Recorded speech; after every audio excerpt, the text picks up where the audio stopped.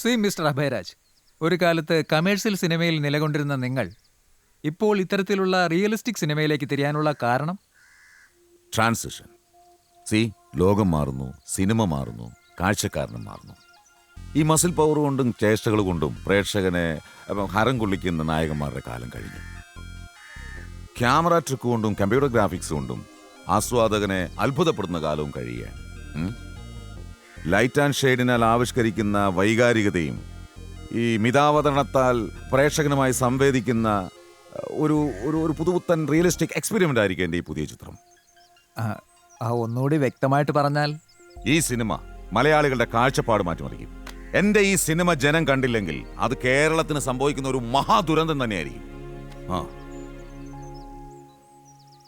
ആ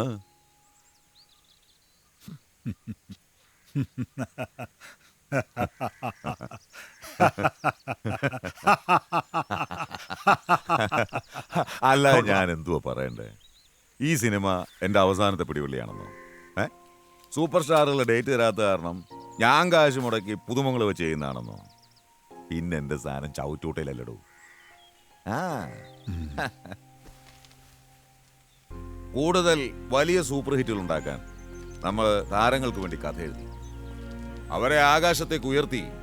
താരം വളർന്നു, പ്രൊഡ്യൂസറിന് കാശും കിട്ടി. പക്ഷേ അതിനൊരു തിക്തഫലം ഉണ്ടായി. സിനിമയേക്കാൾ താരങ്ങളെ ആരാധിക്കുന്ന ഒരാൾക്കൂട്ടം ഇവിടെ സൃഷ്ടിക്കപ്പെട്ടു. സിനിമയെ ജനം കൈവിട്ടു.